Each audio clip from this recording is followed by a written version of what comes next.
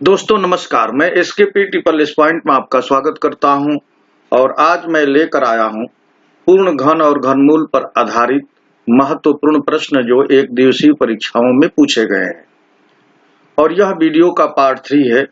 Video के part 1 और part 2 में हमने घन और घनमूल निकालने के ट्रिप्स और कॉन्सेप्ट बताए हैं। उन दोनों वीडियोज का लिंक मैं इस वीडियो के डिस्क्रिप्शन में दे दूंगा और आप उसे एक बार जरूर देखिए, तभी ये वाला वीडियो यानी आज का जो वीडियो है ये आपको अच्छी तरह से समझ में आएगा। फिर भी मैं प्रयास करूंगा कि आप इसे ठीक से समझ पाएं।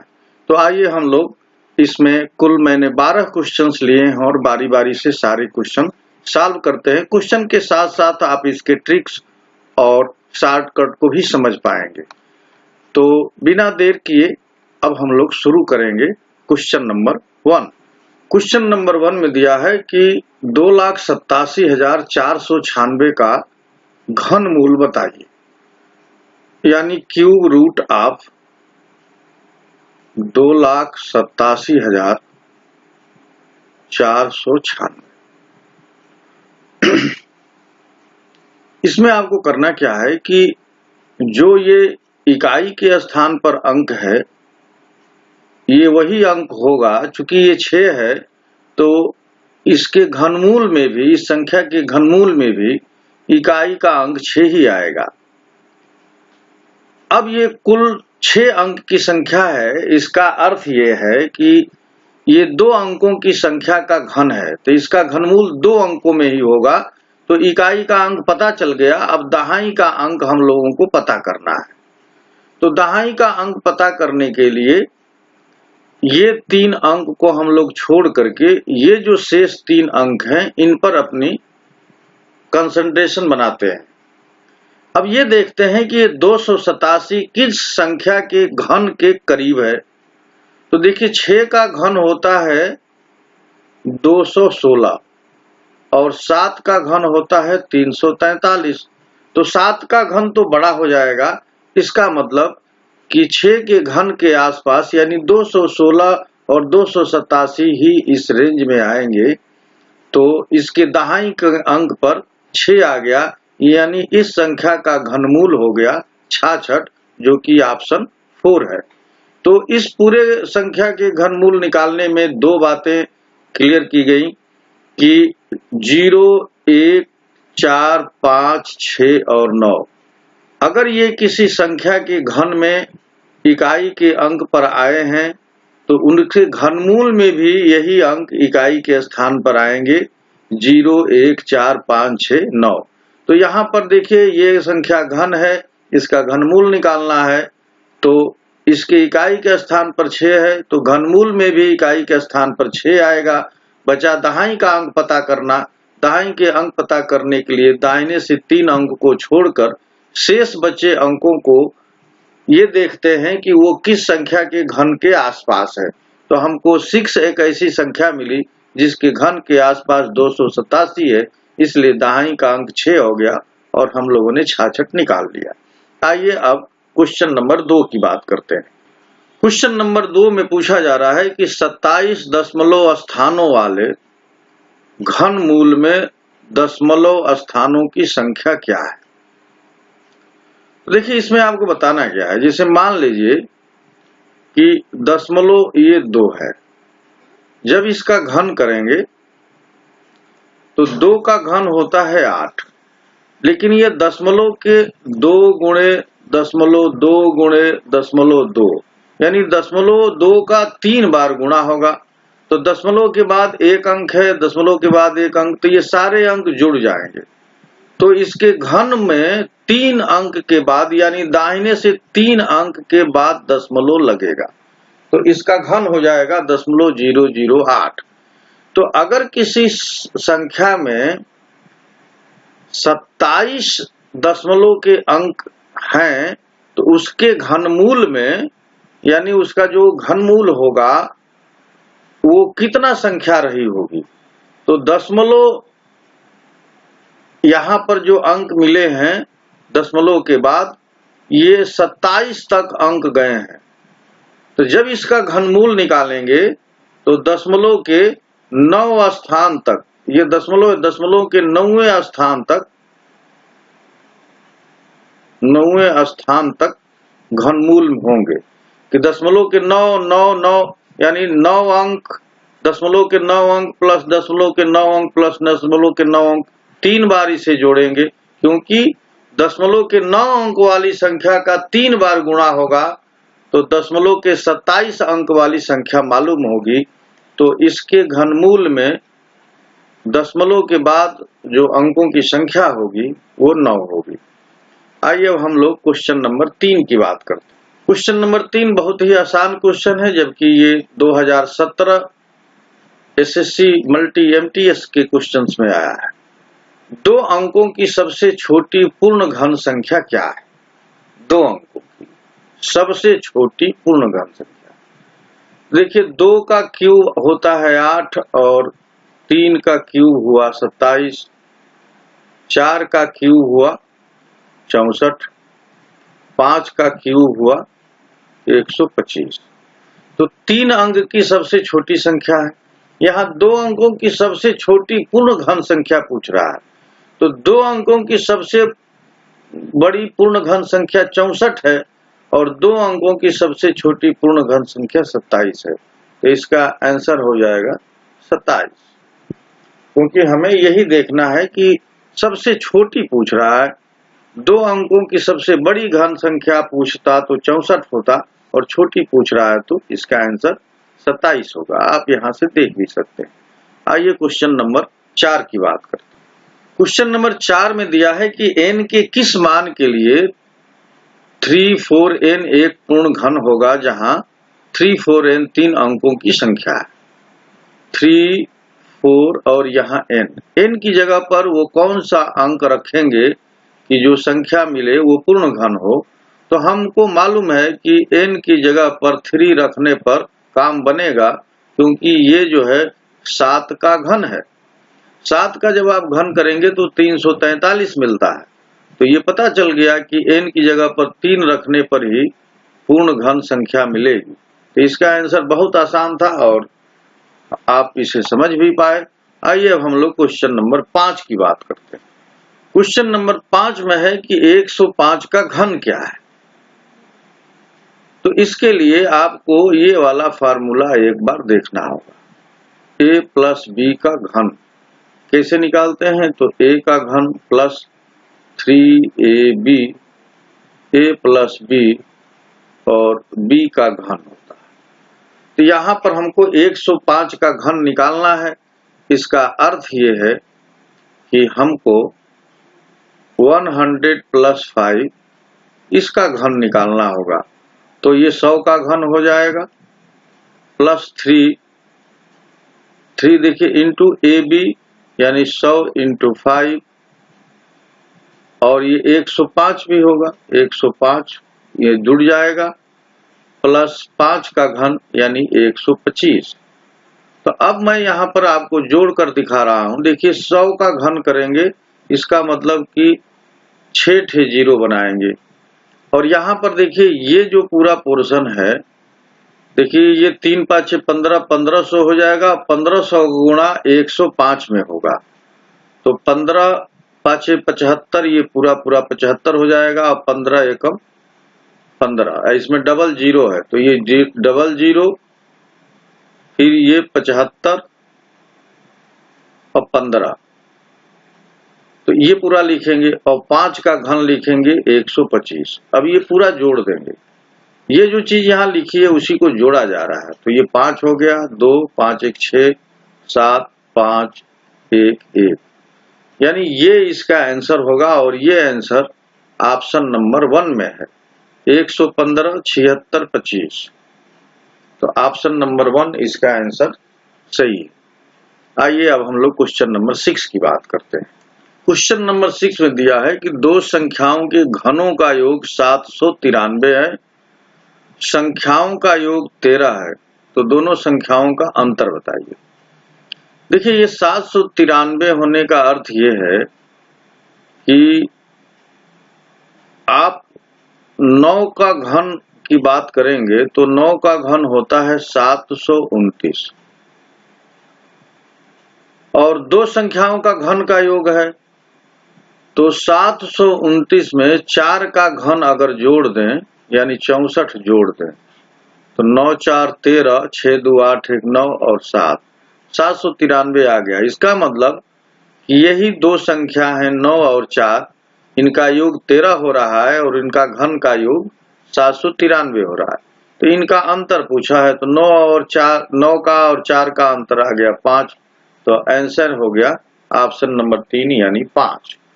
अब क्वेश्चन नंबर 7 की बात करते हैं।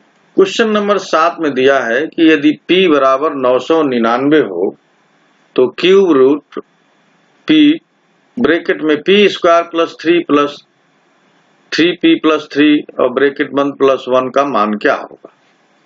तो आपको ये बात ध्यान रखना होगा कि अगर हम p प्लस 1 का होल क्यूब करें तो क्या लिख सकते हैं, p का क्यूब लिख सकते हैं, ये 3 और 3 के बाद 3a स्क्वायर p होता है तो 3p square into 1 plus 3p into 1 plus 1 का क्यूब।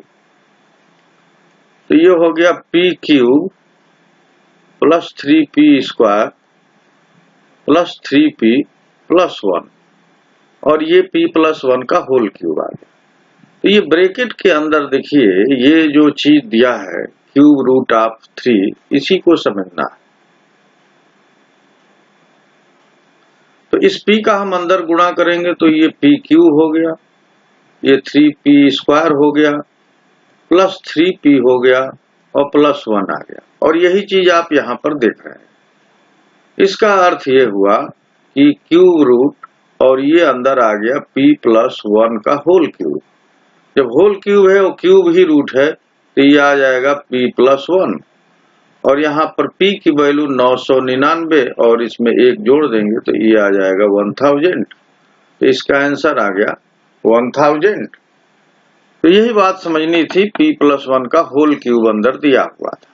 आइए अब हम लोग क्वेश्चन नंबर 8 की बात करते हैं।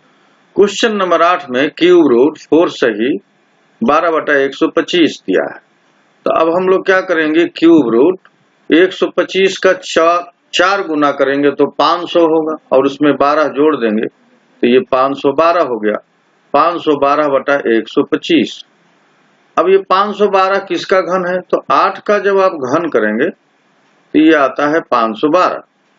तो ये 8 का घन हो गया, तो 8 का घन तो 8 बाहर आ गया और ये 5 का घन है। अब 8 में 5 से भाग देंगे तो 1 सही 3/5 आ गया और यही उत्तर है 1 सही 3/5। आइए अब क्वेश्चन नंबर 9 की बात करें।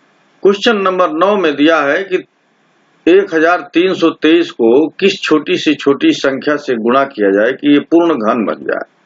देखिए घन होने के लिए क्या होना चाहिए कि उसका पावर जो है 3 का मल्टीपल होना चाहिए, जैसे 3 cube into 2 cube into 5 cube, इस तरह की संख्या होनी चाहिए। या यहाँ पर जो पावर है यानी जो घात है वो 3 का गुणज होना चाहिए, 3 हो 6 हो 9 हो 12 हो, इस टाइप का होना चाहिए।